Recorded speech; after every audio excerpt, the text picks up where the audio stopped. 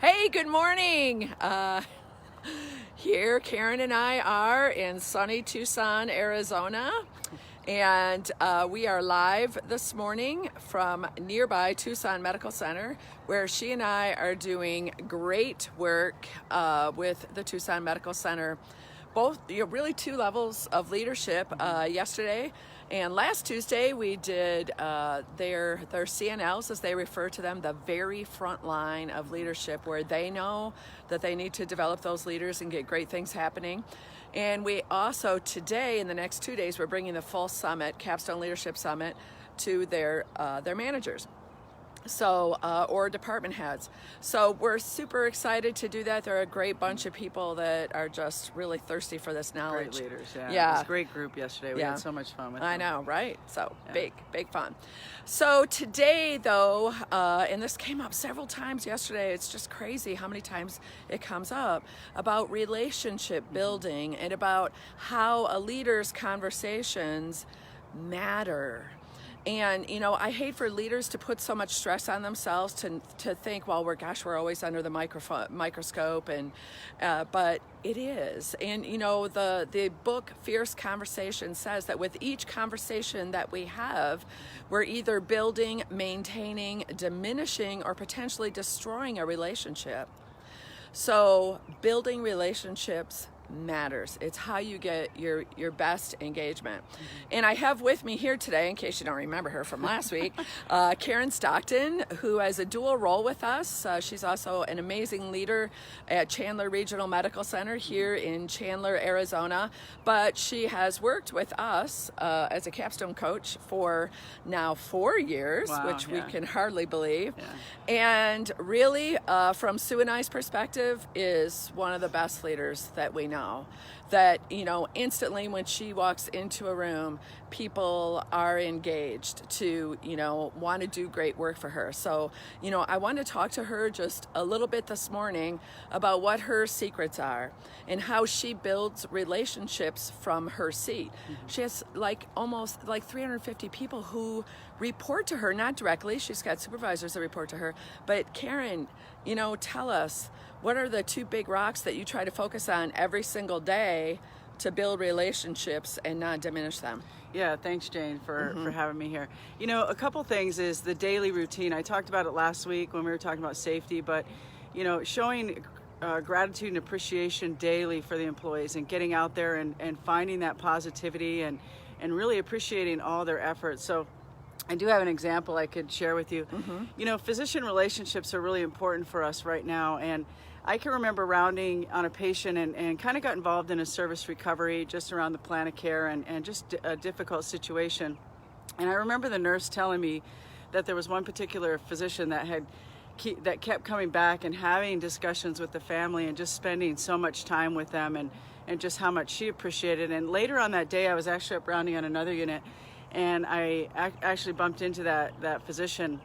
And I just went over to him and said, hey, I heard that you spent so much time with that family up on the other unit and kind of talked about the situation. And can I just tell you, it meant so much for not only the patient and the family, but the nurses just were really appreciative of that. And he said, you know what, Karen, I appreciate that, because we don't always hear, the greatness, or we don't always hear the appreciation. So, really thank you for taking the time to do that. And it made a connection with us too, with that physician, because it was a couple weeks later that he saw me in the hallway, and there was something that occurred with, one of the nursing staff that wasn't, that he wanted to discuss with me. We had an area of opportunity, and I'd like to think that he would always approach me, but I think that connection we made that day helped him to say, hey, Karen, would you help me with this? This is something that came up the other day. So again, building relationships, it really takes that day-to-day, celebration, but then also being able to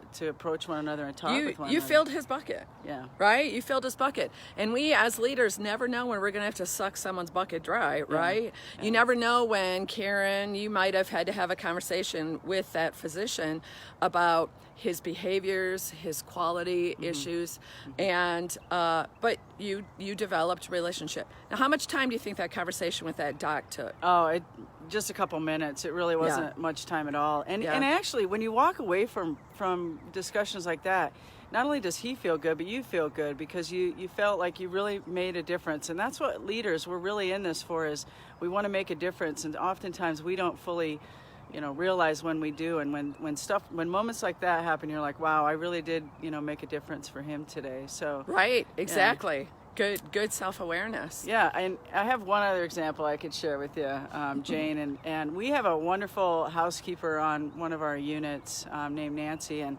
every day I see her and we say good morning, how are things, and it's, each day checking on her. I mean, they have struggles here and there just like everybody else, but one particular day she came by and she was so excited and she said, "Karen, did you hear the news?" And I said, "What news is that, Nancy?" And she said, "We have on this unit the best quiet scores and the best cleaning, as far as cleanliness scores." Yeah.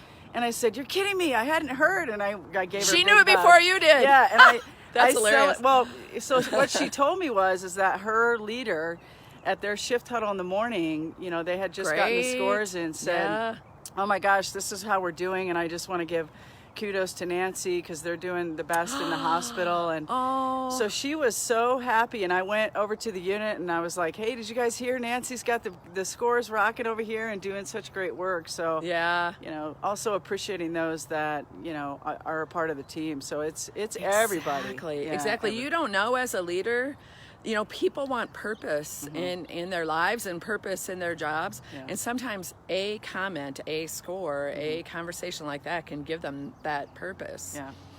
The other thing that you and I have discussed before is, another big relationship builder for you. Tell us about that. Another big relationship? Yes. The way you build relationships. Well, it's really one conversation at a time. And I think rounding, when we talk about employee rounding, I started with new employees and asking them, how their orientation went, and making that connection with what drives them at work, right? What their passion is, and getting them involved and engaged with that. Well, something that I think that you do better than anyone else. And so not having a title.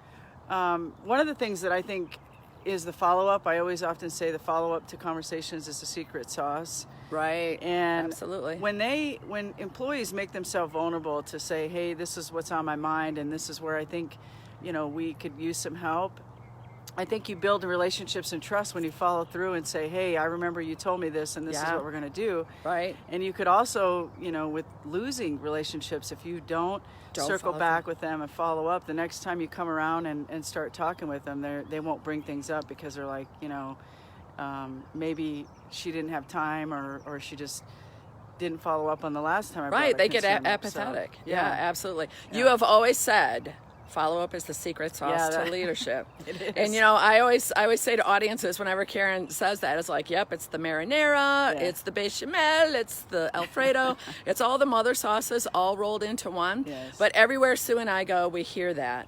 That, like, nobody follows up with me. I ask these questions, nobody seems to have an answer. They tell me they're going to, and then they don't. That's death, right? So that's diminishing a relationship. Maybe you didn't diminish the relationship one-on-one at the moment, but by your lack of follow-up, you did. So thanks so much for that, Karen, and those things that we know make you an absolutely over-the-top rock star leader. Well, I couldn't do it without capstones, so I appreciate that. Yes, thank you. All right, guys, we're going to let you go and get on with your day, but here's some call to action for you. It's still not April 1st. And if you go to our website, the homepage, there's a big fab banner on it that says, hey, join our Nurse Leader Greatness cohort beginning April 1st.